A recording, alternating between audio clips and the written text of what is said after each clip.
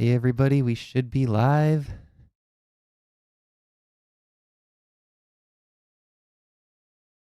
Let me know how everything looks.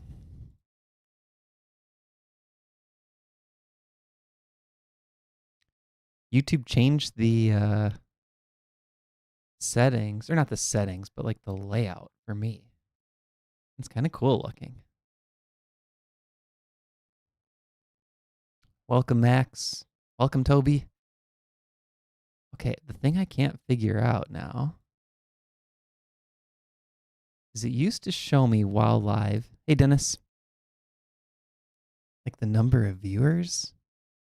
I don't see that anymore. Interesting.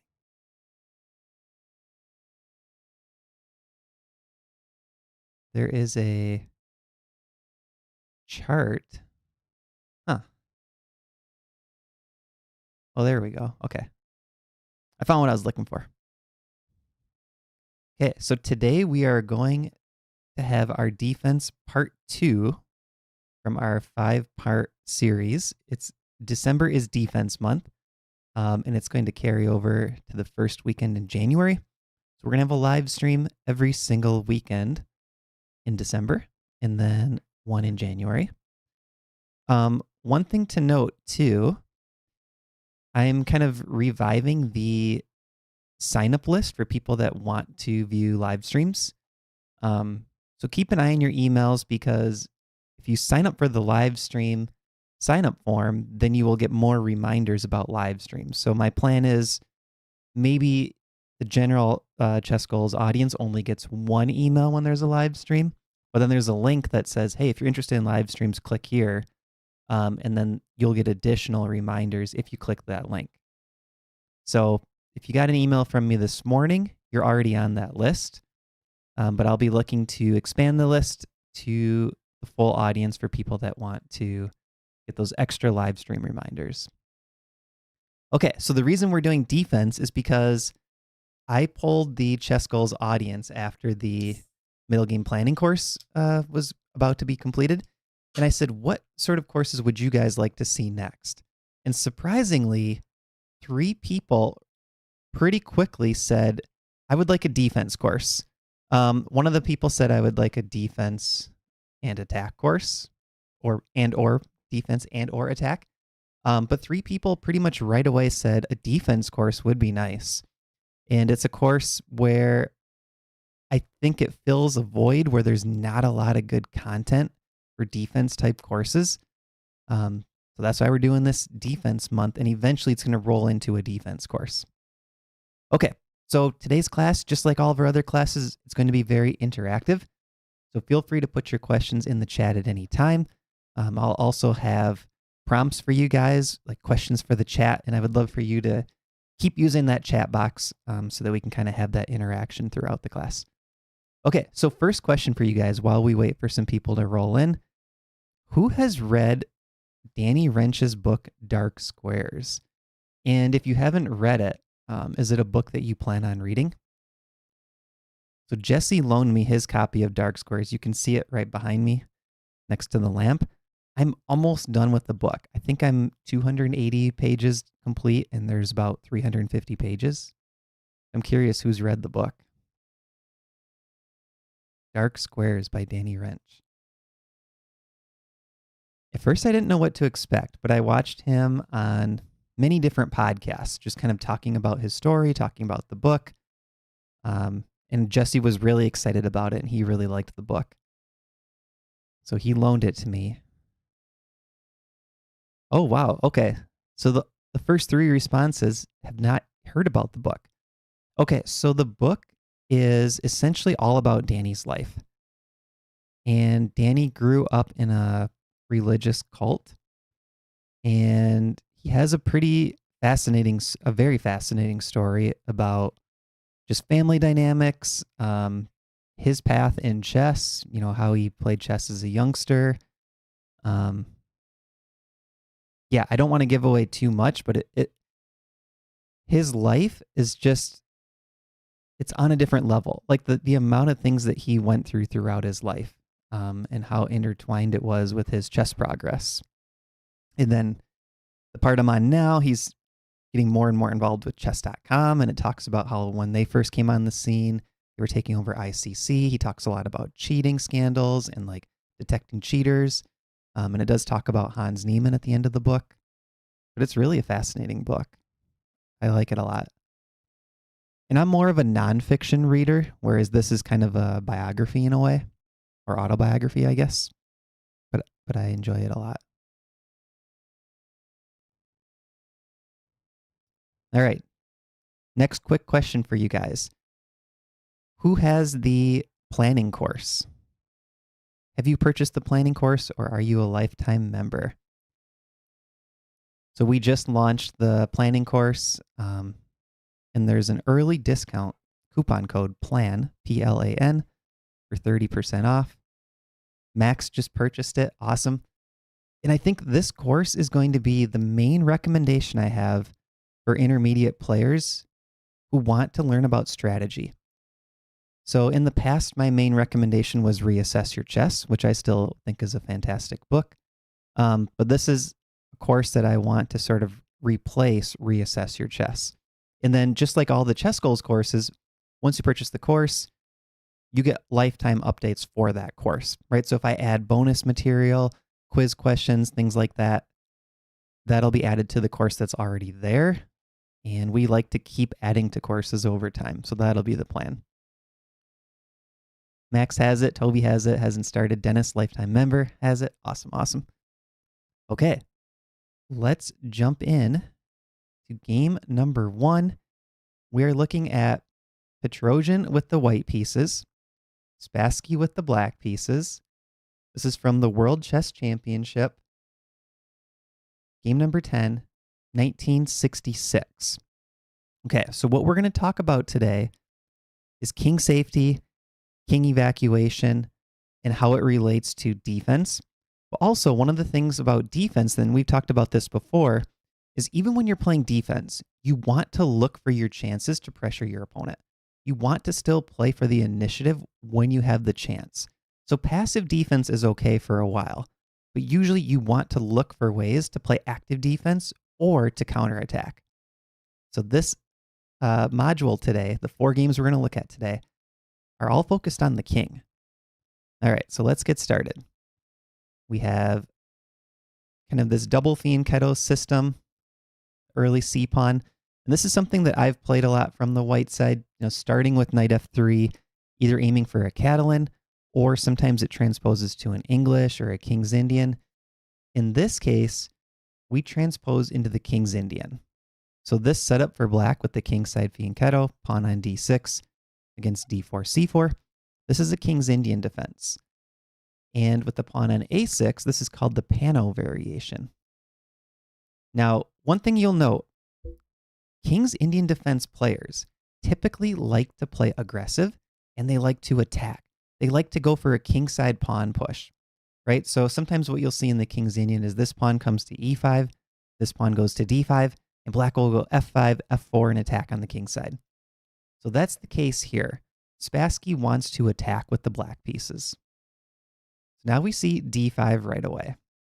Okay, so what white's trying to do here, what Petrosian's trying to do is restrict black's activity, right? Kick this knight straight away. We see knight a5 hitting the pawn. Knight comes back to d2, c5, queen c2, e5. Notice already, this is what I call a V formation.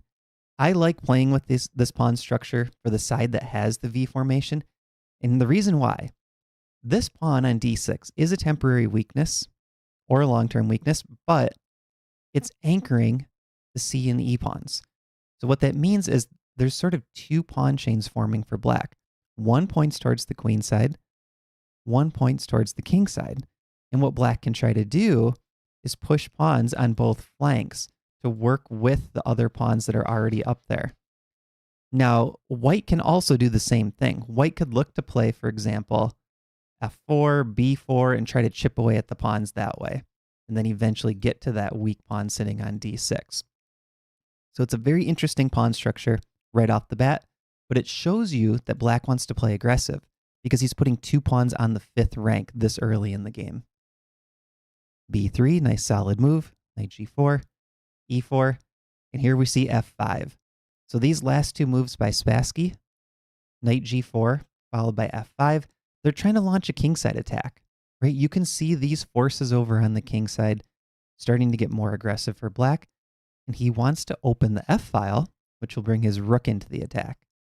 And if that rook easily gets into the game and white doesn't do anything to counter it, all of a sudden we're going to see an advantage for black. Okay, I'm turning on a couple extra stockfish lines. Now, the first question I have for you guys, what would you say the eval is here in this position if you didn't see it pop up? What do you think the eval is? And this kind of goes back to our middle game planning class evaluating positions. And if you want to mention the imbalances too, like what makes you think that's the eval? So think about, what factors are there in this position? Piece mobility, space, materials equal. So our starting point is sort of a 0.0, just looking at material. What do we think the eval is here?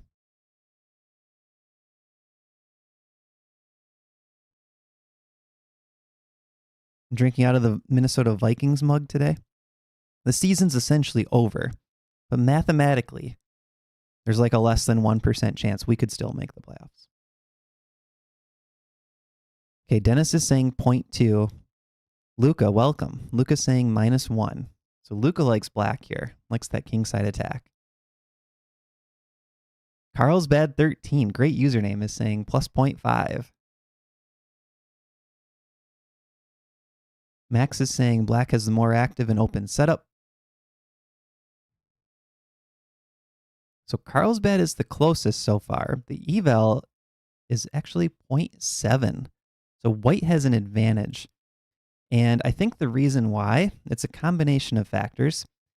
Even though black has the intimidating space with the f-pawn coming up, white does have the d-pawn here.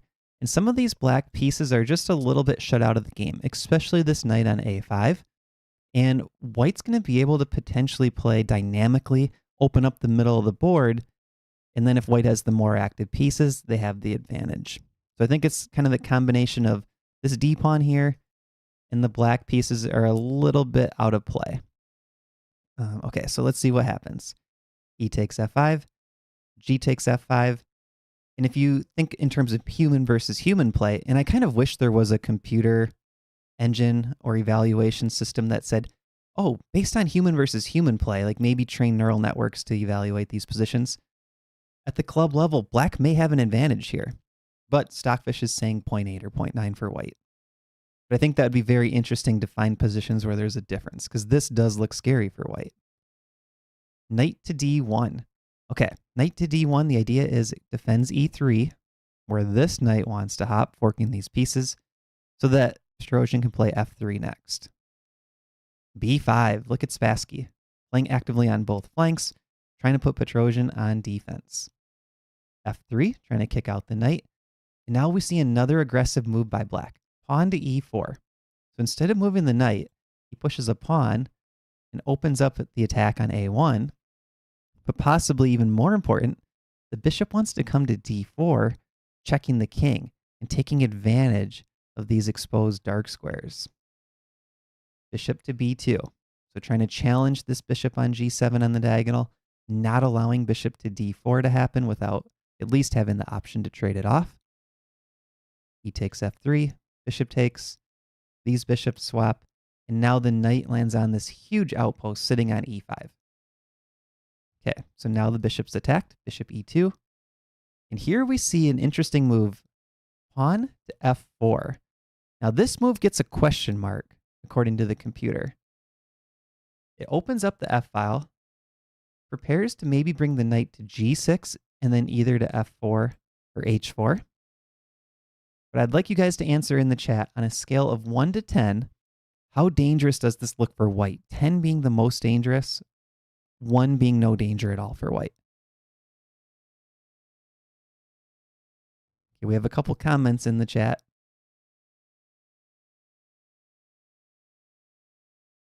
The eval will increase drastically once white finds a way to get a knight to e6. Yeah, this is a big square for white to use. The black king looks naked. Dennis agrees.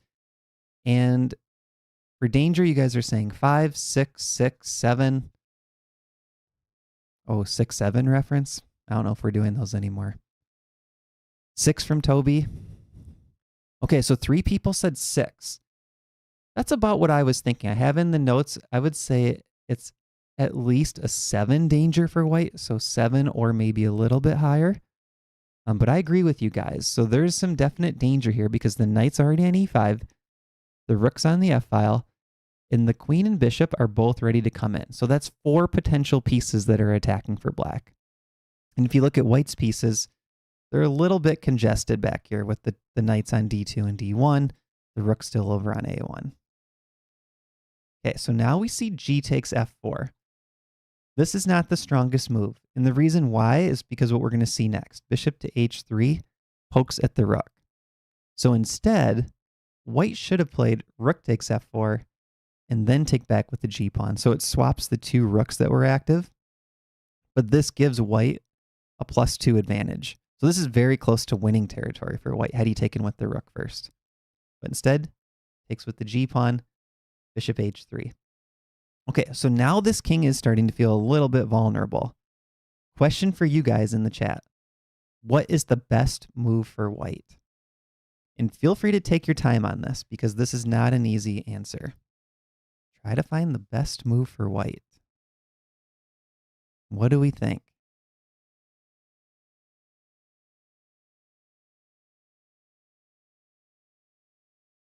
The rook on f1's attacked. Both kings are a little bit exposed. The top move gives an eval of 0.3 for white. The second and third best moves give black at least a 0.4 advantage. So there's like a 0.7, close to 0.8 swing between the top 2 moves. So do we hold the advantage as white or do we give it up to black? Okay, put your answers in the chat. What is the best move for white? My first instinct is to move the rook. Keep the material. Okay, Max is saying rook f3. Luke is saying f takes e5. Julio is saying knight move, and Toby is saying knight f2. Okay, you guys are on the right track. The top 2 moves are knight moves, surprisingly. And I think the reason this position, human against human, is so difficult for white is just because the answers we're seeing in the chat. A lot of moves give black the advantage here. So we have to be very careful. There's only one move that keeps the advantage for white. Everything else gives black at least a 0.4 edge. The best move is knight to e3. Completely ignoring the attack on the rook. But look what it does. It sets up the other rook to come into the game. So when we're talking about king safety, we have to look at how many pieces for each side attack and defend each king. White is saying, I want to get rid of your active bishop and essentially trade it for the rook on a1, which was doing nothing over there in the corner. So that's why knight e3 is such a strong move. Trying to trade off the active bishop for the passive rook. Okay, bishop takes, rook takes. So now the eval is already 0.9 for white. So white is happy with that trade. Eliminated the light square bishop, and now that makes these squares weaker. That makes these squares safer for white, right? They were weak with the bishop on h3 for black, but now there's nothing to attack these squares currently. So white is safer. Knight back to g6, bishop g4. Knight takes f4, blunder. But surprisingly, the best move was queen f6, offering a queen trade. But Spassky's trying to attack. He does not want to offer a queen trade and go into an endgame that's worse. White is still better in that endgame, but that's the best move according to Stockfish, and maybe black can hold a draw. Instead, he goes actively, knight takes f4.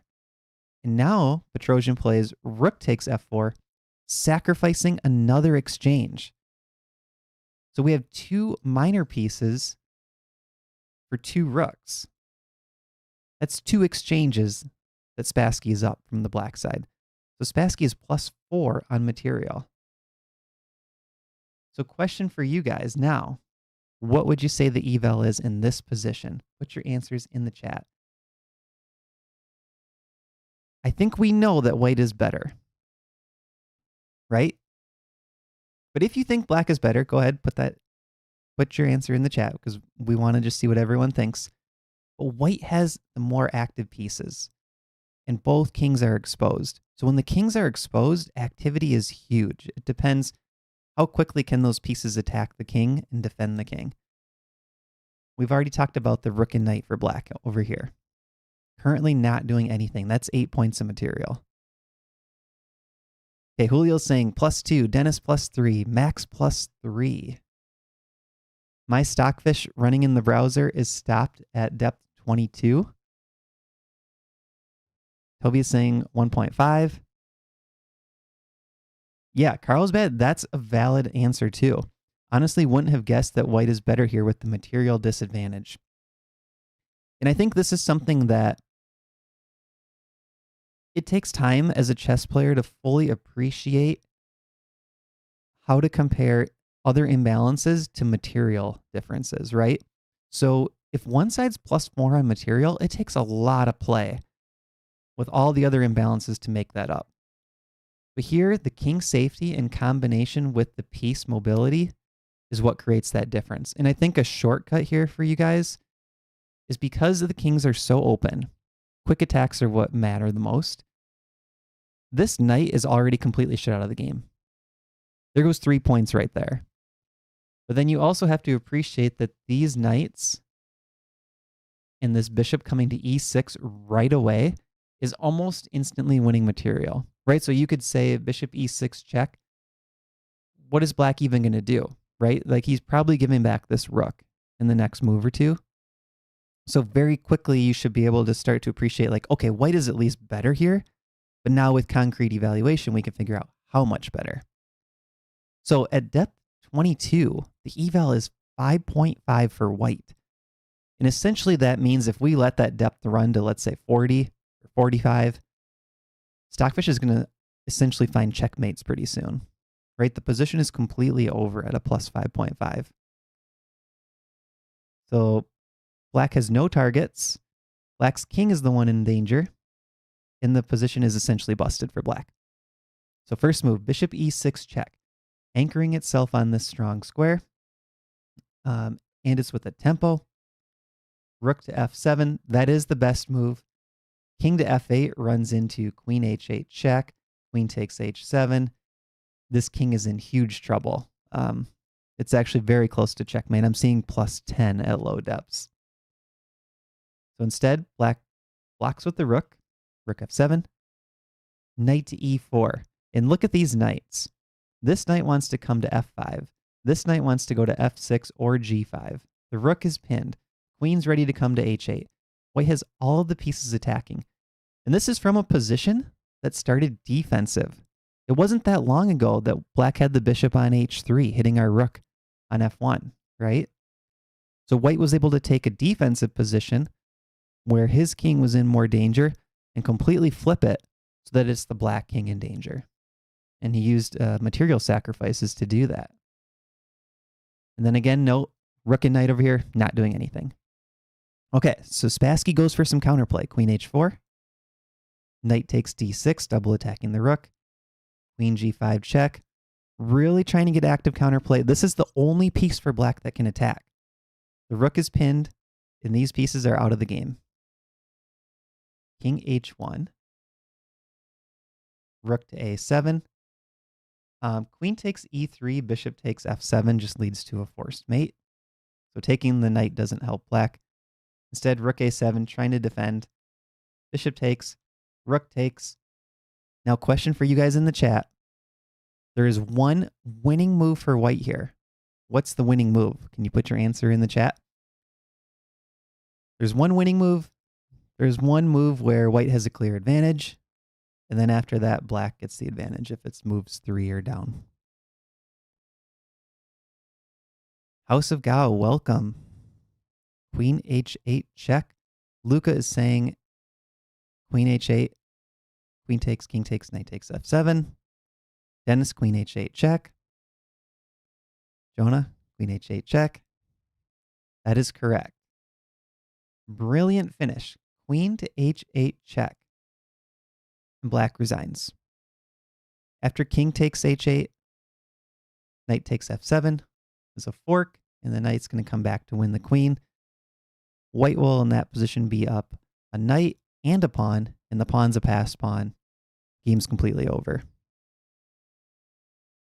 Julio is saying nice eyes. Yeah, so white spotted this. It's a really good tactic. Deflect the king away and then fork.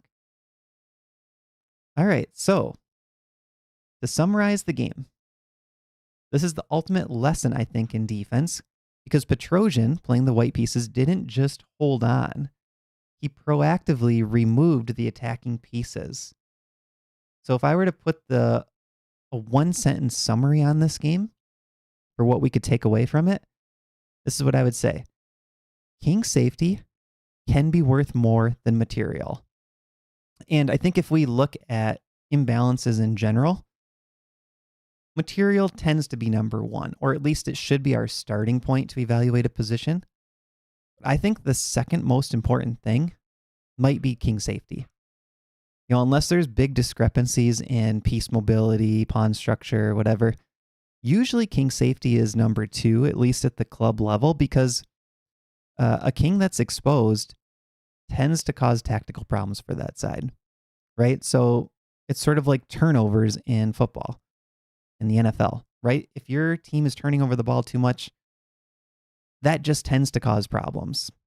Same thing with king safety. You want your king to be the safer king because then the tactics will tend to be in your favor when things get crazy. All right, any questions on that game before we go to the next one? Next, we're going to look at Steinitz against Zukertort.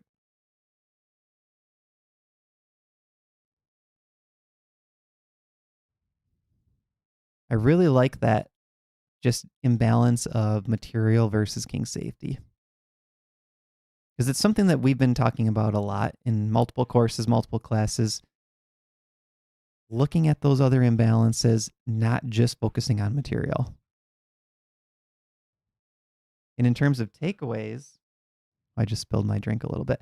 In terms of takeaways, one of the things I've been working on is appreciating exchange sacrifices, because I tend to focus so much on, 5 points against 3 points.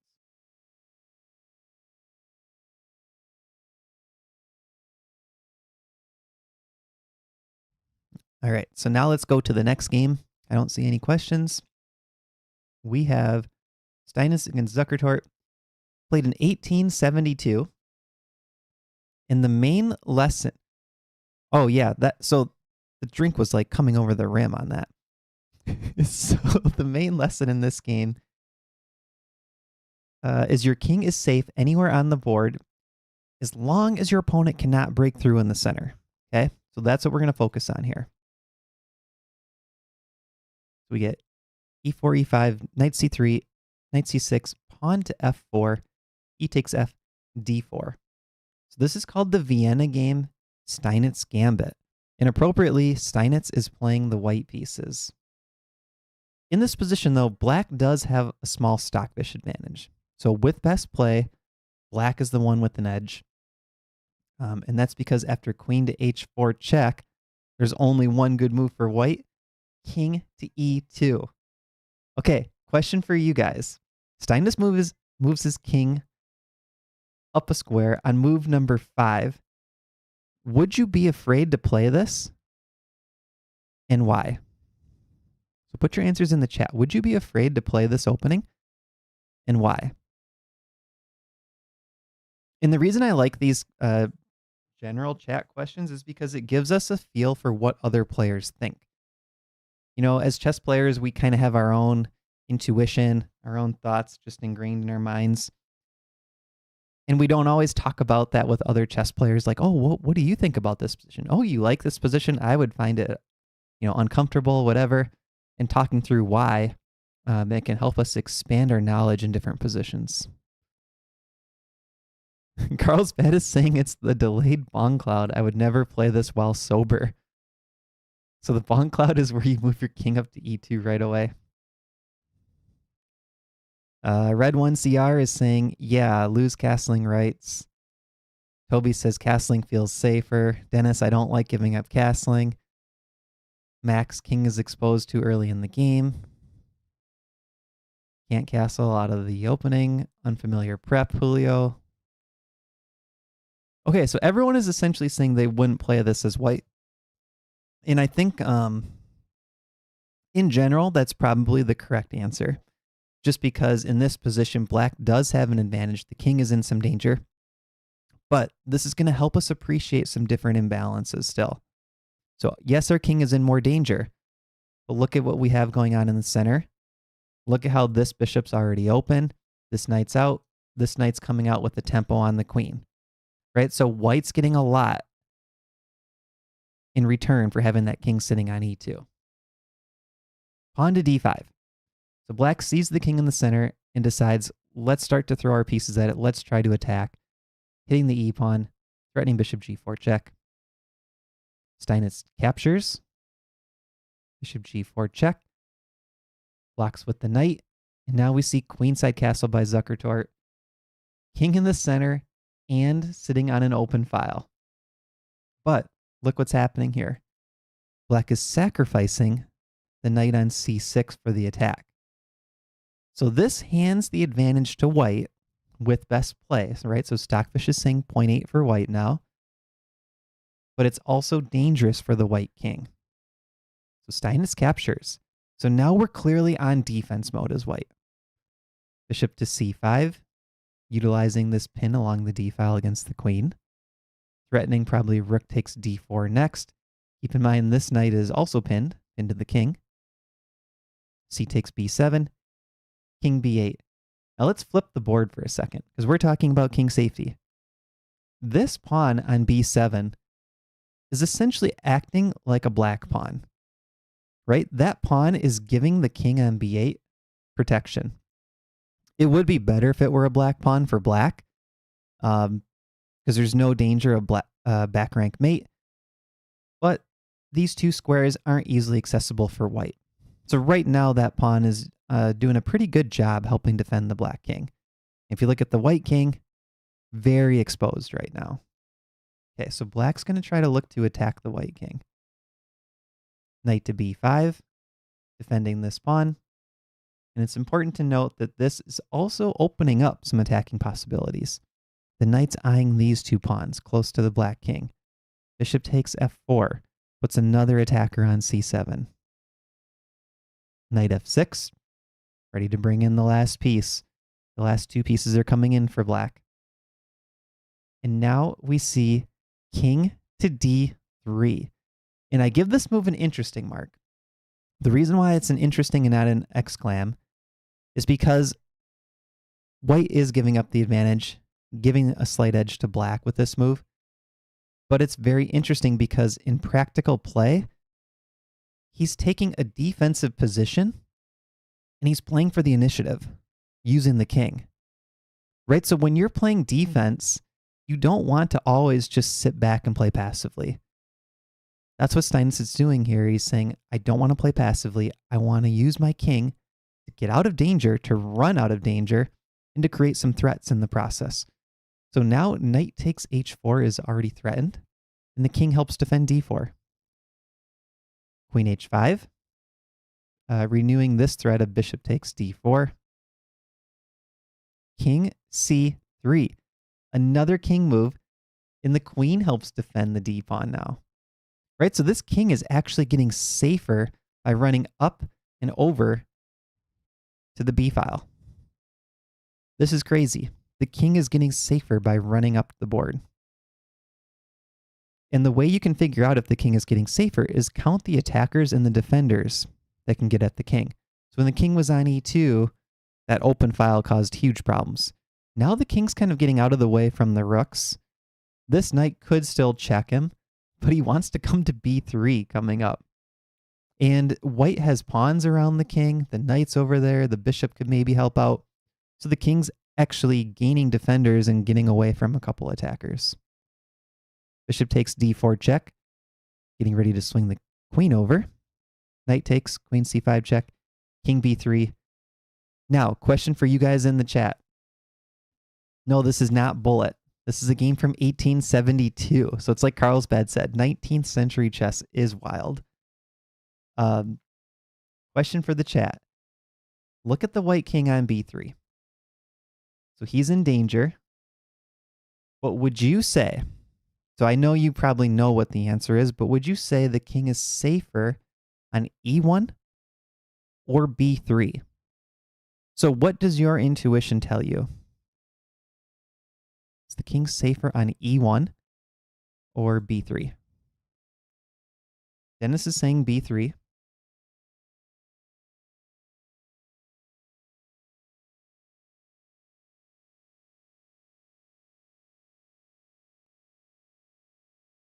And I would say if you're on e1 that you cannot castle. House of Gao says e1. House of Gao, were you considering with castling? Julio says b3 and Max says b3 because of the black rooks. I think that is the main difference between the two squares, is black has two rooks right now that want to attack. Carlsbad has a good point though. b3 looks a little sketchy considering this bishop can come back to attack the king. So yeah, I would say b3 is safer, but black is doing a good job opening up some attacking chances. Toby says b3, but would prefer b1. Yeah, I like that answer a lot. All right, so here's the answer I have in the text. E-file was dangerous with no option to castle. On b3, the king is tucked away, almost like a castled position, using the king to get out of the pins, defend pieces, create threats, and ultimately get to safety. Okay, queen b6 check for black. Bishop to b5. Look what he's doing again. It's a defensive move, but it's also developing a piece. So Steinitz is using defensive moves to either also create threats or also develop pieces. So you don't want to just play defense. Always keep an eye out for the other options. What else am I doing in this position while I'm defending my king? Bishop takes f3. Queen takes f3, and this has a huge threat. Knight c6 check. White actually has a winning advantage here with best play, but still has to navigate the tactics. Rook takes d4. And look at this move. Queen to c6. So right now, the main way for black to come back in this game is to utilize the king sitting on b3. Because if we were to compare the white king to the black king, black's king is way safer right now. So what white wants to do, up 3 points material, is let's swap queens, right? That seems pretty obvious. You survive an attack, you're up material, let's try to trade queens. So black plays queen a5, pawn c3, attacking the rook and defending b4, rook d6, queen back, a6, bishop a4, knight to d5. Now question for you guys. Knight to b6 is a threat. This is a pretty big fork. What did white play in the game? This is the second best move according to the computer. But can you tell me what white played in the game? Kind of in the spirit of some of his other moves. I'll tell you the top move is bishop takes f4. That was not the move played in the game, though. Grabbing the pawn was the best move. But I like this move played in the game because it sort of just shows that the black attack ran out of steam. Dennis is saying king back to c2. House of Gao, king c2. Luca, king c2. No one has said it yet.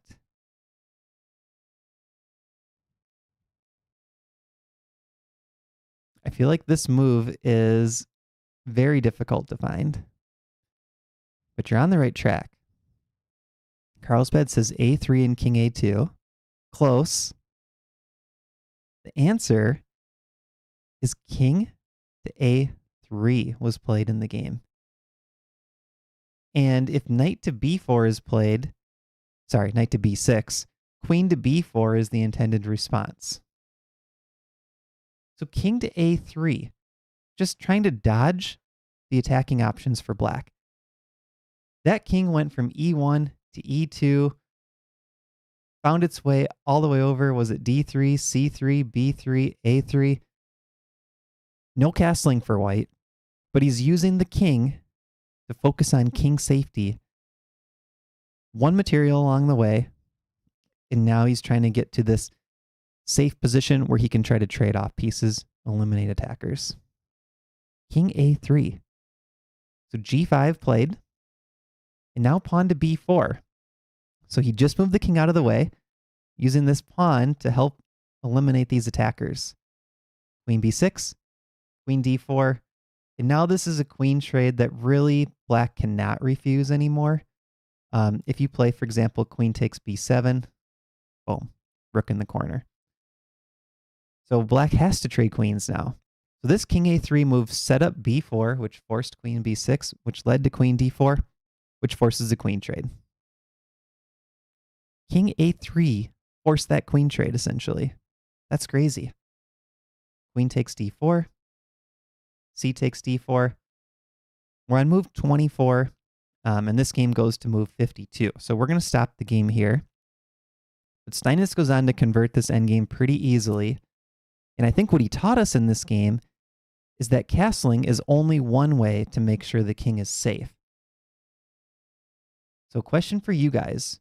What was the shield that allowed the king to survive this king walk? What do you think? What was it about white's position that allowed him to survive the king walk? Because all the pieces were on the board. That's the craziest part.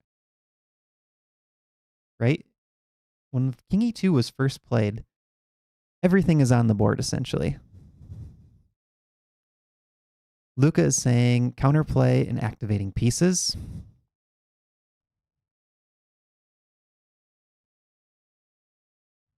What else? What allowed white to do that king walk?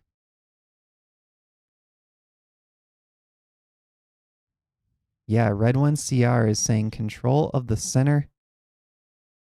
That's correct. That's the answer I was looking for. So having the counterplay in the active pieces is definitely helpful, for sure. But I think the main thing was this large center and control of the center. So white was able to use the E and the D pawns to provide some safety for the king. And I thought black did a pretty good job, actually, trying to open things up. Played d5 right away, attacking the pawns. He used his queen. He used the minor pieces. He really did try to attack white. But white, Steinitz did an awesome job keeping the king safe enough, but then also looking to eliminate attackers, trade attackers, get out of pins, create threats, right? So he wasn't just focused on defense. All right, so that was game number 2 from 1872. Now we're time warping to 1960. We have Petrosian with the white pieces, Unzicker with the black pieces. We're going to look at it from white's point of view, Petrosian's point of view. Any questions, though, before we jump into this game number 3? We have 22 people watching, 12 likes. Thank you, everyone, for watching. Hit that thumbs up button. And tell your friends about the live classes, too. It's great to have so much interaction. Any questions on game number 2?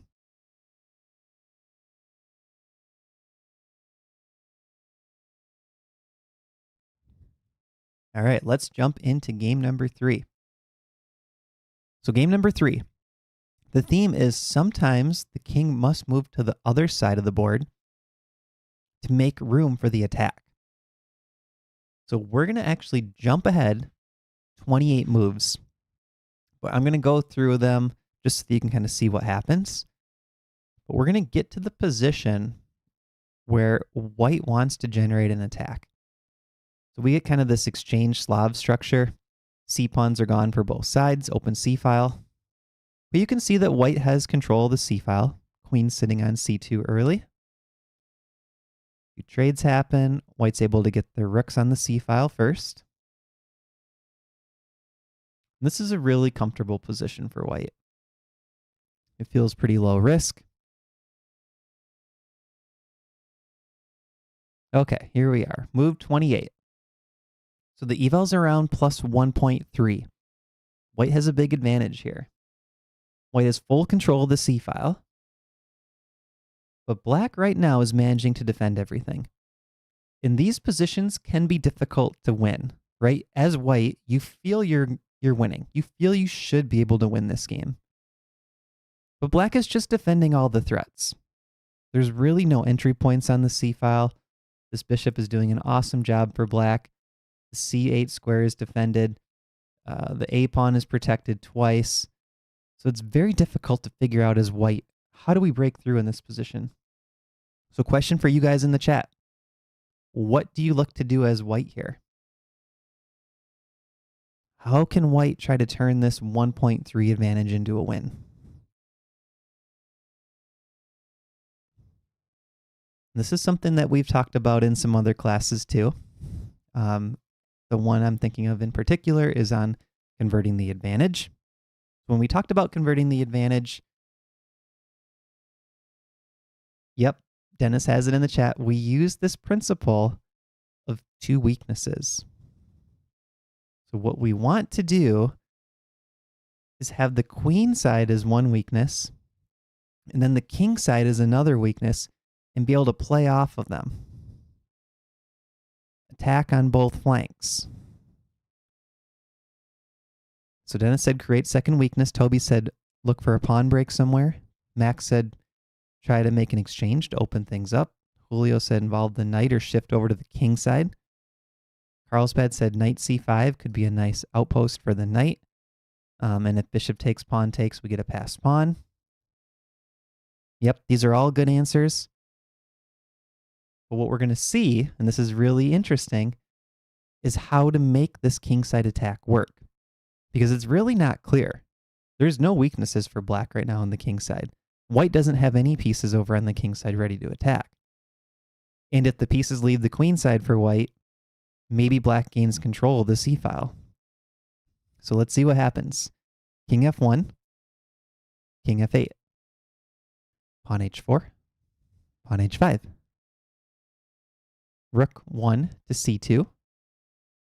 And we're going to come back to this moment. So we're going to move ahead, and then we're going to jump back and look at a different line from this position.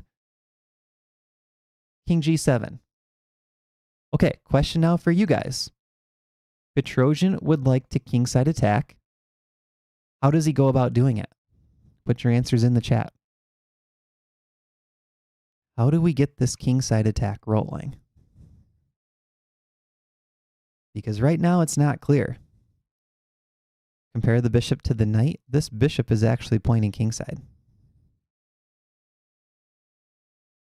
If pawns open up, could a black rook maybe get over to help out? Is that as fast as a white rook trying to come over?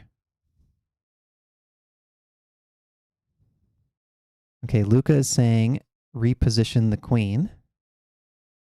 So maybe queen back to e2. Support this break.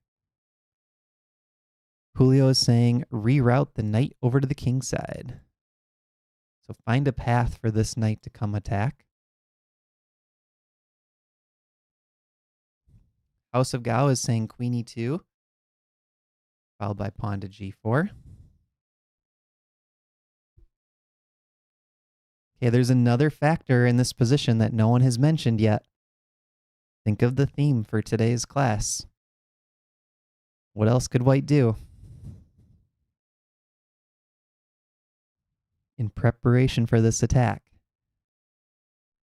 Very nice idea.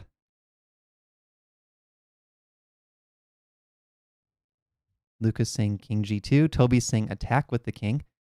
House of Gao, king safety. Couple people got it now. Carlsbad, king over to b1. Dennis, king b1. House of Gao, move the king to safety first. Yes. So the interesting thing about your guys' answers, and it's the same for myself, it's not intuitive here to spend the time to move our king over to the queen side. But that's exactly what white should do. The king is really safe sitting over here on b1, a1, a2. And then we can try to expand on the king side, knowing that the black king is sitting there ready to be opened up. right? So we're going to open up lines to the black king with our king tucked away. King to E1. And the interesting thing with this move too is even Stockfish doesn't say run the king right away. So Stockfish gives some other moves, but King E1 is essentially tied as the top move. But Stockfish doesn't say like, hey, this is for sure the best play. And the reason for that is it can find good defensive resources in this position because there's just not quite enough to force the win for white. But we're humans. Human against human play, we just need to pressure the opponent, knowing that they can't play perfect. So moving this king over to the queen side allows us to have a safer kingside attack. King G8, King D1, King H7, King C1, King G8, King B1. Black's doing nothing. White's just run the king all the way over to a safer square. King H7, and now we can get ready to start the attack. Queen E2. And question for you guys. White spent all that time running the king over here. Can you tell me why didn't Unzicker try to attack Petrosian? Why didn't black try to attack white during that king walk? Put your answers in the chat. Because it seems like if you knew that king was walking all the way over to B1, why wouldn't you try to attack it? Don't allow that king to do what it wants. But it's kind of similar to the last game. Why didn't black attack the white king?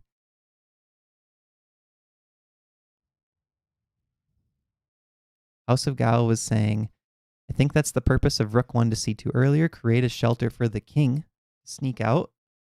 Yeah, rook c2 helped set this up. King tucking behind the rook.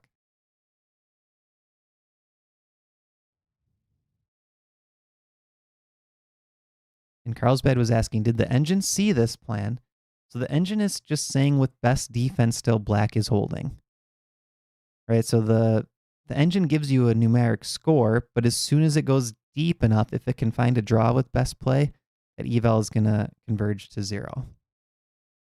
So this is still a draw with best play is what the engine's saying, but it's a 0.9 at depth 26. Okay, so what are the answers so far? White controls the pawn breaks. Carlsbad, yes. So the center is locked up, and there are currently no good pawn breaks. And the problem for black is if he goes for pawn breaks, it creates bigger weaknesses. And Petrosian, playing the white pieces, is aware of this, right? So before he did the king walk, I'm sure he calculated any sort of pawn break or aggressive play from black would actually make other weaknesses that are larger than what's in the current position. Because right now, all white has is c-file control. But there isn't really any kingside attack that's formulated yet. There's no big weaknesses in the position. Black could definitely just create big weaknesses by overreacting here. So that's the problem. White controls the center. White controls the c-file. There is no active play for black that doesn't create larger weaknesses. Yep, so red one is saying Zugzwang. Luca's saying all the black pieces are on the queen side, no way to break through. Max is saying waiting to see if white would make an error. Yep, Dennis is saying creating weaknesses and black's king would be exposed. That's right. So queen b7 now. Rook c1, king g7. Queen back to b5. Black does not want to take because then white gets a pass pawn. Queen retreats, trying to keep a5 defended. Now we see f4, king h7, and queen back to e2, threatening g4. Now, one thing I was wondering, could black play f5 here? This feels like a human move. You know g4 is coming. f5 is the way to stop it, right? There's a very straightforward path for white to win this position. Rook b6, and the other rook to c6. Double attack on this bishop. Pawns behind it, now not protected by the pawn on f7, and this collapses. Because black is also trying to defend this a pawn with both queen and rook. So there's no time to do a move like rook to d7, for example. because rook a6 and the a pawn drops, and then the game's going to fall apart. So interestingly here, queen e2, this jockeying back and forth, threatening g4, playing f4 first. There is no f5 for black. And I also wanted to show you guys, let's see. Oh yeah, okay. King g7 here. Let's flip this and look at it from black's point of view. This is the best move. Waiting with the king is the best move. So let's think about this now defensively from black's point of view. g4, h takes g, queen takes g, rook a6. We can try to start eliminating some pieces, potential attackers. h5, and now queen to d3 check, getting ready to bring the queen back. King a2, we can actually get away with this. H takes g. And now, because this did not come with a check with the king sitting on h7, this is huge. We can play f5 and use the white pawn as a defender for our king, with rook h8 coming next. So that's an example of how black could play really strong defense here. King g7 is a subtle looking move on move 40 right here. So after f4, king g7. But black can essentially try to get ready for this attack and have his counterplay all queued up. But he did not do that. In the game, he played queen to b7. We'll flip this board back. And after g4, white has a winning position already. So the difference is essentially the king on h7 versus g7. Black just wasn't ready to create the counterplay that was necessary here, which is pretty crazy. Now let's jump back to move 31 though. So we talked about how we were going to go back to that move.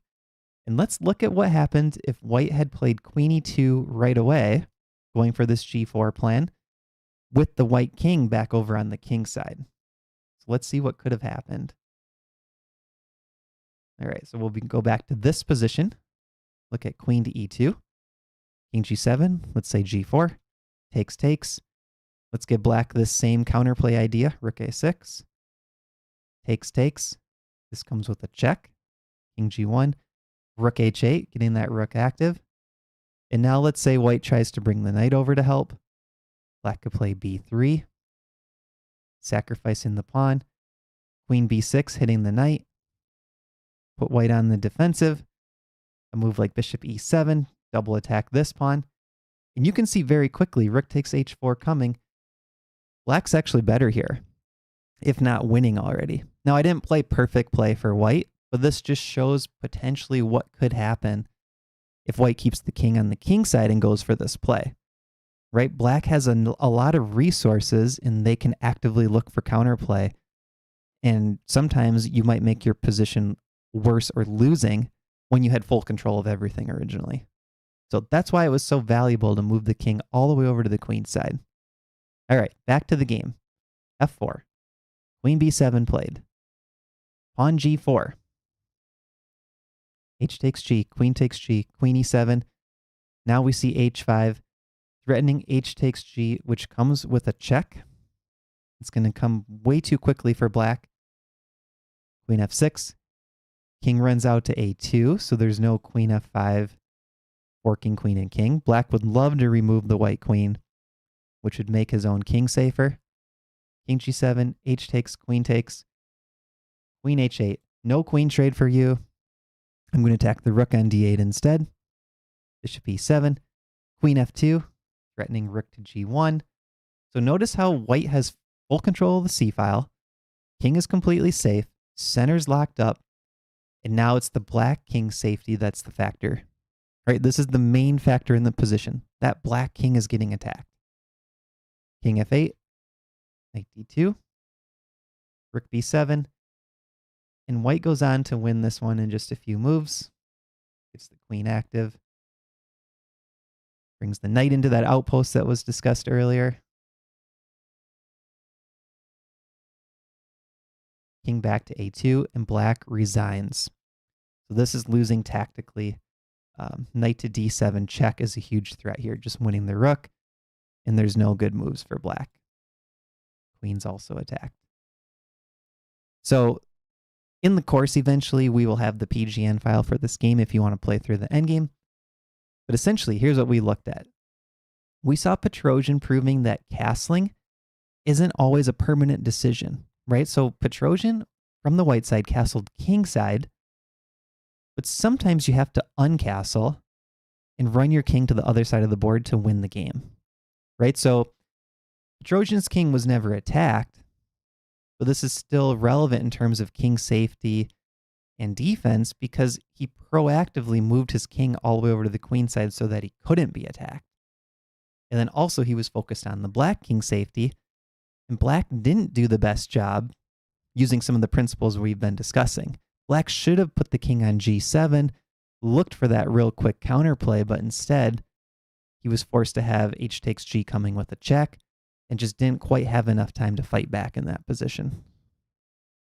Yeah, Julio is saying, talk about playing the position. That's exactly right. Okay, so that's 3 games down. We have 1 to go, 19 viewers, and we are going to do 1 course giveaway. So similar to what we've done before, and if you're a lifetime access member, you can still join the giveaway if you would like, and we could gift you an Amazon gift card, or we could have you offer to give a course away to someone else. Holiday season, you may be interested in gifting a free course. So here's what we're going to do. Random number generator. Put a number in the chat, 1 through 20. Everyone claim a number. And if someone else has the same number as you, that's okay. If that number wins, we'll do a tiebreaker. 1 through 20, put a number in the chat.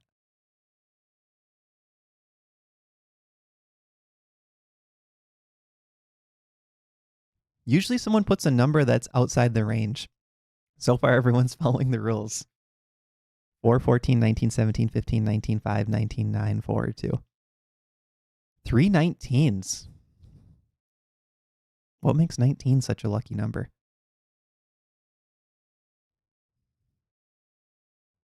I see 2 11s.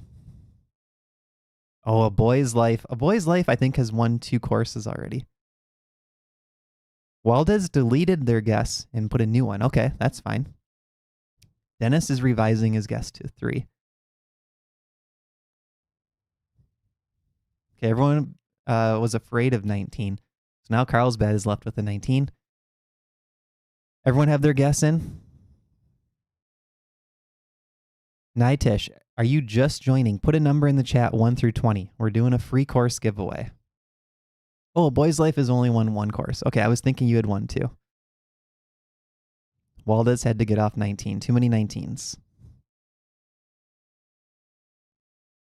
Okay, everyone have their guess in, or their number in? Here we go. So 1 through 20. Random number generator. 15 is the answer. Jonah Tron X is the winner. Congratulations, Jonah. So Jonah, you can email matt@chessgoals.com or message me on Discord. Jonah, do you know which course you want off the top of your head, or do you have to do some research? Do you have any courses currently? Everyone's saying congrats, Jonah.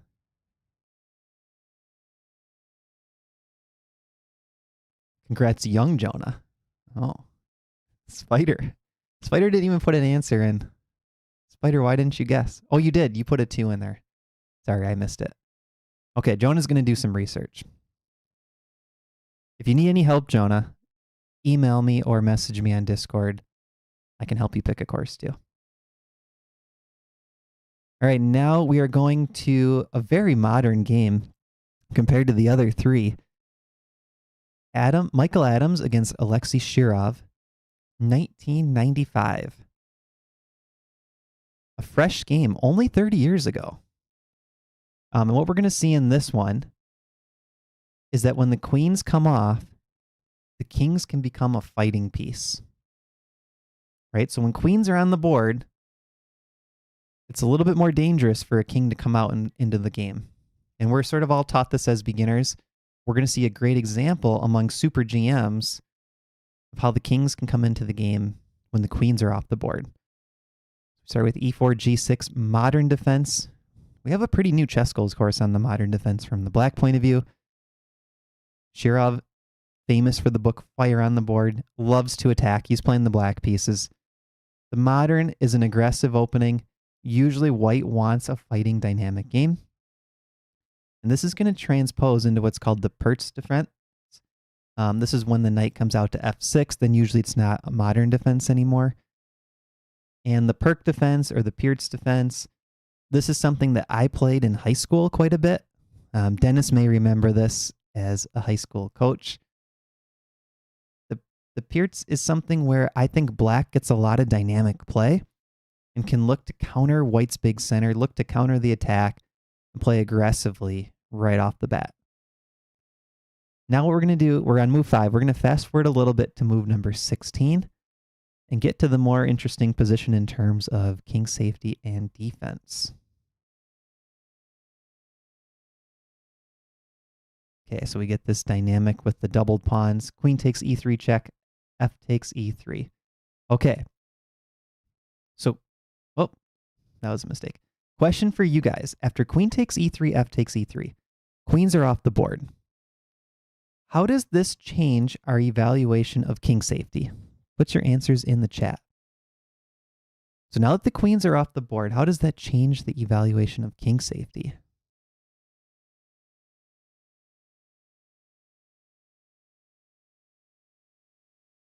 What do you think?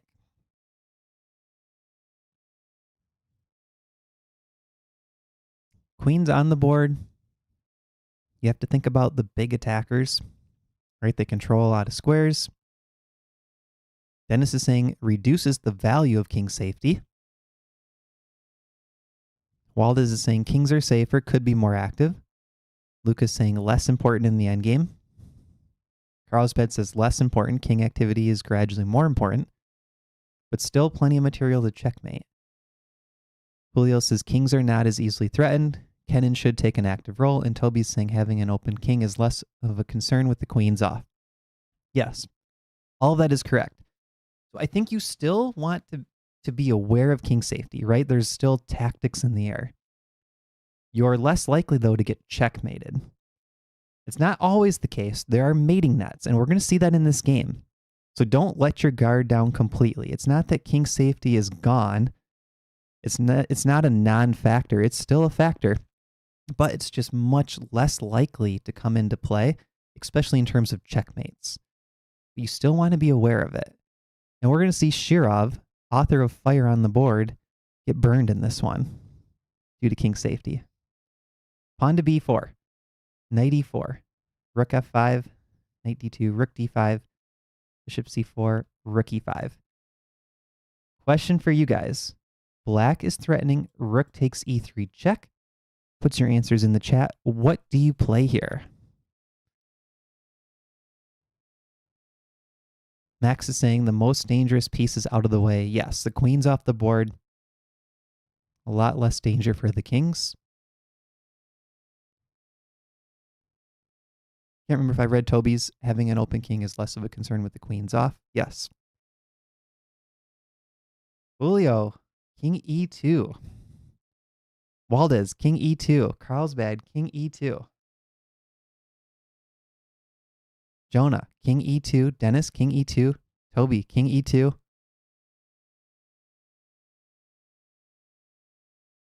So king e2. Eval here is minus 0.2. So black has a little bit of an advantage. The reason why is because black can still play actively, and the king in the center could potentially cause some problems for white. Now, I'm really digging into something that there's not much there, but we're trying to figure out the difference in a few tenths of a pawn. King e2 allows black just a little bit more play that could involve the white king. I did look at a line with king f2 just to show an example of this. Rook f5 check, king e2, knight c5, bringing the knight in, knight f6, knight d5. If you reach this sort of a position, you can now feel that the white king is under a bit of pressure. So going back here, the top two moves actually are castling. So now that we've looked at king walks and everyone's thinking, let's play king e2, delayed bong cloud, here it's actually best to castle, sacrificing the e-pawn. And the reason why is because you can win the pawn back. So the move played in the game was queenside castle, and knight c5 was played here. But if rook takes e3, we can go rook e1, swap the rooks, and now look at these pawns. So you can kind of quickly see that white's able to play more actively here, and then now it's white that has a slight advantage if black tries to win e3. Whereas with king e2, if either side has a slight advantage, it's black, just because black could potentially use those tactics against the white king. So this is a position where even though we want our king active in the endgame, it's still a little bit safer here to get castled. So it's kind of a trick question, but it's something where we want to evaluate it on a position-by-position basis. So queenside castle, knight c5, hitting this pawn while this pawn is still attacked. Great question by House of Gao. Why castle queenside when you could have castled kingside? I agree with you. And I think kingside castling was maybe even a very slightly better option. So it's a great question. Similar idea, but I think you're right. Going to g1 is probably just a little bit better for white. Rook h e1. So white's okay now sacrificing this pawn for activity. The reason why. Rook on a8, knight on b8. These pieces both need to come into the game. And if you've watched our classes on defense, or if you have our course, if you've watched our classes on endgames, or if you have our course on practical endgames, you'll know that we talked a lot in that course about how it's okay to sacrifice material to play for the initiative. You can give up material even in the endgame if you have the initiative and can create threats and can attack your opponent. That's the same thing here. White is okay giving up that pawn on a4. Like, let's say knight takes a4 is played right here. Knight f3. You can start to feel how all four of white's pieces are in the game, whereas this knight is out of play, and these two pieces haven't yet moved off their starting squares. So this position is already balanced according to the computer, but white's looking pretty good. I think, practical chances, I would take white here. I don't care about the one pawn or two pawns in this case. Black has a lot of weaknesses, and the piece activity favors white. Okay, so rook h e1, black just says, I'm not going to take that pawn. Shirov is an aggressive player playing black. He wants to develop. So we're at move 22. Let's fast forward a little bit to 26.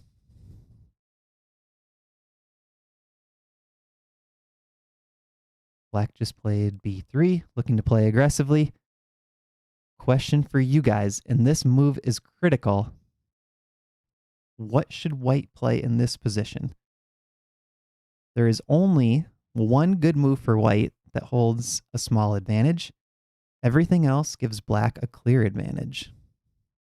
This is a critical decision for white. What do we play here?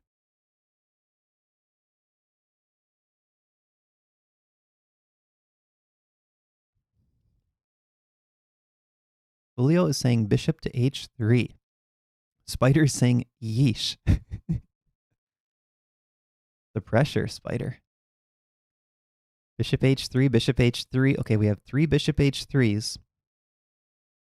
This feels like, when you get a tough math question in school or something, and everyone's looking around at everyone else's pieces of paper. You see one person write down bishop h3. You say, oh yeah, bishop h3, that's the move. Let's attack that rook. Let's all just copy bishop h3. And then the teacher looks and says, bishop h3 was completely wrong. Everyone's copying each other. Where were the creative ideas? Okay, House of Gao is saying e4. Julio is saying L to OL. Spider is saying pawn to c3. Waldez is laughing. Okay, one person did get the answer. House of Gao, with the 2100 plus FIDE rating, says pawn to e4. That's exactly the move. Pawn to e4. So why is pawn to e4 the move? The position is equal. But what white just did is white locked up the center. E4 is an attempt to lock the center, and this is going to control black's attack. E4 is a genius move, I think. It's really not easy to see, and we're going to go forward and see why this is so strong. B takes C2, king takes C2. So now the problem for black is he has to keep the knight on D7 defended. So there's no way to win this pawn on E4, right? This knight is anchored to this knight. The E pawn is safe. And what it's doing is it's boxing out that rook on G4.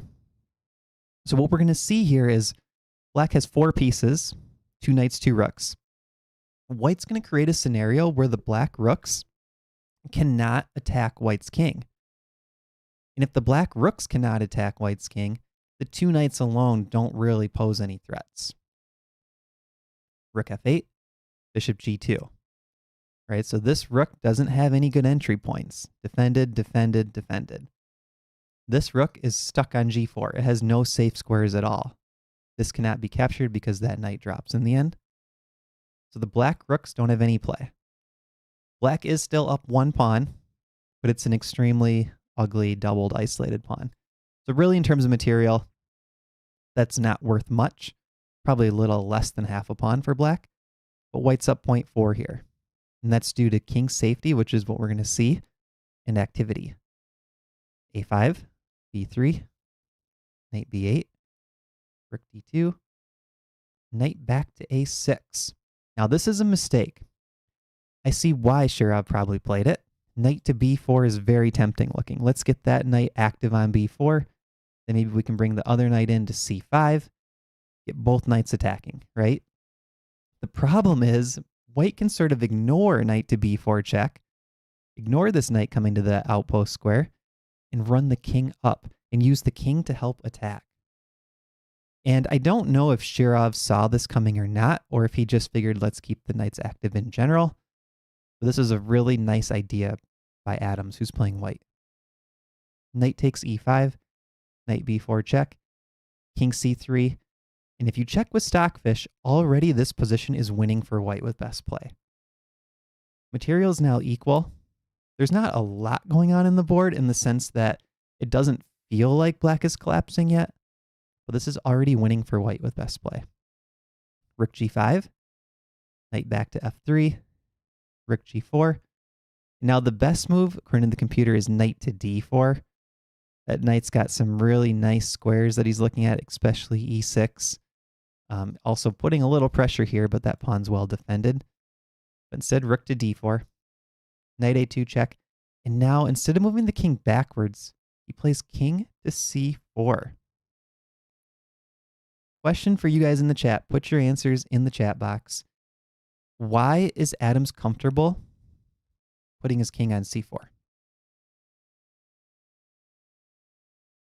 Why would he be okay moving his king up the board with 4 pieces for black that could attack him? Because when you think of mating nets in the endgame, usually it's when you move your king forward towards the opponent that you have to be careful. Because you start running towards their pawns, that's when there are some mating threats in the air. And we talk about that in our practical endgames course too. Julio is saying there are no easy, quick attacks on the king. House of Gao is saying queen is off the board and black's rooks are not active. Toby is saying white is center control, queens are off the board. Max says black's pieces are blocked. Walda said because of black's rooks are away from the king. Dennis says no bishop on the light squares. Yep, you're all on the right track. I like the point a lot that Dennis makes about there's no light square bishop and there's no queen on the light squares either. But I think the key here is that the black rooks cannot easily attack still. Right? So we talked about that a few moves ago. The 2 biggest pieces for black, the rooks, are not able to attack the white king. That's the big reason that white's okay with playing this. Now, you do have to kind of calculate every move, that moving your king up to the middle is safe. But if it's safe and the king's a valuable attacker, you have to go for it. Right? You have to trust your calculation. Say, okay, I looked for all the threats. The knights can't even check the king. The rooks aren't attacking the king. But this king could potentially help attack. Maybe it can go after the c pawn. He's a good piece up in the center. Knight a6. And now here, white does make a mistake. And this is, a potential danger moving your king up. What he should play here is rook to d2. And after the knight moves, bishop h3, and this is going to win material. It's actually pretty simple. Instead, he plays e5, which makes things a bit messy because Shirov, a tactical player, finds the strongest response. Rook to b8. Offering this rook up for free, knowing that rook to b4 check is a skewer. So now all of a sudden, a rook got into the attack for black. That's really not what white wanted. White still does have a big advantage, though. So check, king moves, rook takes g4, but the advantage is down to 0.9, so we went from winning to clearly better for white. King e3, rook b4, knight to d4 to defend, knight c5, bishop takes c6, knight takes b3, so one pawn each. Knight e6 check. There's only one move for black that's not losing, and it was played in the game, king h6. Question for you guys in the chat. Which king is safer? White, black, or would you say equal? You could say both are safe, neither are safe. White's safer, black's safer. Which king is safer? It's an interesting question because one's on the edge of the board near its pawns. One's out in the middle of the board near nothing.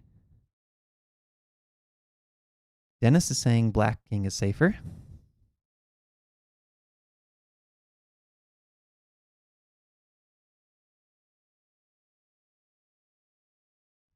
Jonah says black is safer. Waldis says white is safer.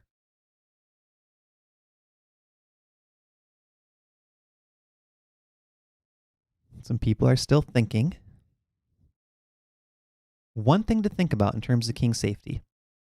Kings love escape routes, right? So if a king is not getting forked, let's say, or falling to another tactic with the check, kings do like escape routes. So think of like a king on g8 can have a threat of being a back rank mate. The king on h6, I don't know how to do this with a chess.com board, but if you picture rotating this board 90 degrees, the king on h6 is almost in danger of having a back rank mate on the h file. Transpose this rook, transport him over to h3. This is going to be a checkmate, right? So the knight here guards these two squares. These pawns are in the way. That's a key here. That king only has one square. So it's actually the black king that's in more danger than white's because of a lack of an escape route. So picture this g pawn going g4, g5 check. King has to move. Maybe a rook can get over. Maybe the bishop drops back. This king is in some danger. So even though there's not an immediate checkmate threat for white, black has to always be aware of this. Now white does have to also watch for the knights in the black rook trying to check this king. But as long as he's able to calculate those checks, there's that long-term potential for the black king to get mated over there. So even though queens aren't on the board, you do have to be aware of checkmate nets. Rook d1, rook b6, bishop d7, and now Shirov plays g5. This move looks pretty innocent. It's a natural move. g5 actually making room for the king, right? The king has two squares now, but the king is in a mating net. Pawn g4 by Adams, cutting off this square. So now the king only has g6 available. Rook b4 going after this newly moved pawn. Rook g1 to defend. Knight c3. Now white does have to watch out, look at the checks, make sure this king is still safe. If he's still safe, which he is, then go ahead with your attack. Pawn to h4 played. H takes g5 is a massive threat right now. Look at how close we're getting to checkmate. H takes g5, king moves, bishop e8. I think that's already a checkmate. h4 is threatening mate, guys. That's the problem for the black king. Knight d5 check, king f2, g takes h played, and now there's only one winning move. Adams found it, bishop to e8. That bishop cuts off these squares. The knight on e6 cuts off these squares. And look at the threat. Pawn to g5 checkmate. White's using all three of his pieces and the g-pawn, and the fact that the king is on the edge of the board for black, so essentially using the fact that the h-file is the edge of the board, using the edge of the board, bishop, knight, rook, and pawn, all to create this mating threat. And actually, you could argue he doesn't even need the rook, but right now it's needed to defend g4. But for the mate, it's not necessary. So black plays rook f4 check. He has to give back material. So this is what led to the win. The king safety for black, the lack of king safety, led to needing to sacrifice material. And now Adams is going to go on to win this pretty easily. Knight takes f4. Knight takes. Check. Get the rook active. We are at +1 material for white. And then right here is key, bishop for knight trade. That really simplifies things because the rook can get across the board so quickly compared to the knight. And the rook can also attack the b7 knight and the pawn on a5 at the same time. Black can't defend both. So Adams was able to simplify this into an easily won endgame. And this is kind of a nice final touch. This is how the game ends. King to f4. So this knight was looking at knight to c5 check, which hits a lot of important squares. So the game ends with a king move. And I think that's perfect because the whole game was about the kings. So we started this whole module today looking at a king running for its life. We end it with white's king running into battle and helping win the game, and the black king being in a mating net. So there were a lot of different things we looked at today in terms of kings attacking, kings defending, and everywhere in between, right? Starting on a defensive side, moving to an attacking side. So the lesson from today really is don't be afraid to move your king. The king can be a star on defense and offense. So if nothing else, use today's class to really get you thinking about the kings, right? And you may have some growing pains. You may walk your king into bad situations or go for things that you overvalue king safety, but eventually you'll find that good balance where you truly can appreciate the king safety both on offense and defense. Any questions? So that was the last game for today. Any questions before we wrap up today's class? We have a couple more sessions on defense coming up.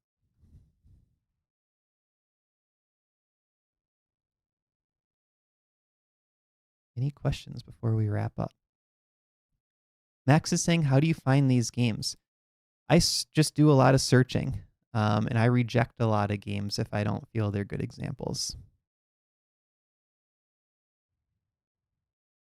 Waldes is saying, thanks for the lesson. Carlsbad is saying, what are the practical ways to practice this? So I think with a lot of things, Carlsbad, you want to just play a lot of games and analyze every game, right? So you could look to play openings that put your kings in different situations, but I think just think about it in your own games, in your own repertoire, right? So if you're reviewing a game, you think, oh, hey, that's something that maybe applied to the king safety lesson that can help you with future takeaways.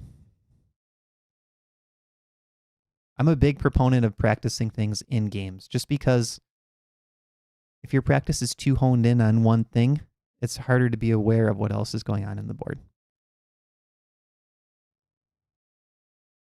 Julio, you could, yeah. Would you advise playing gambits to show king safety in practice? Yeah, you definitely could do that. Carlsbad says, so play the Bong Cloud. I mean, if you have a friend, let's say, who's a weaker player and you want to practice and play the Bong Cloud and just play king e2 on move number 2 and really work on your king safety, yeah. I mean, you can use that as a tool. I wouldn't recommend it recommend playing it as like a rated game for any games that matter, but yeah, play a game where your kings don't castle, for example, and just see how it goes. It's good for practice.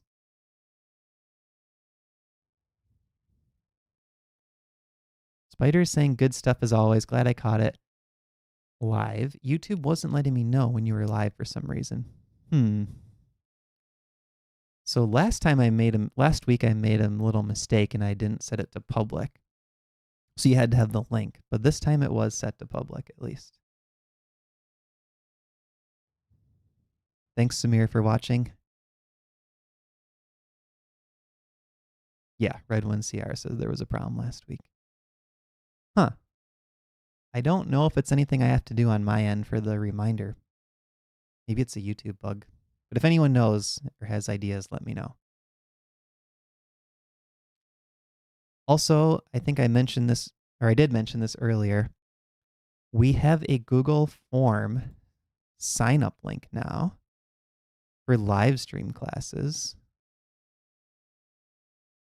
Let me pull that up. Because make sure you fill out this form. If your name is already on it, you're in good shape. But I have a new spreadsheet that's going to keep a list of all the people that want to do a live class. Sorry, I'm having trouble getting the link.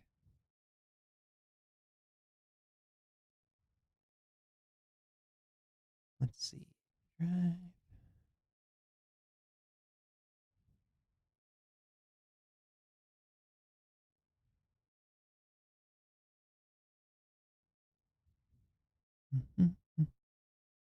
Responder link, copy.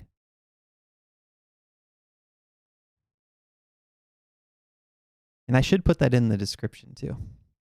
But that's the Google form link, so fill that out. You'll get reminders on the live classes. You just punch in your email, that's it.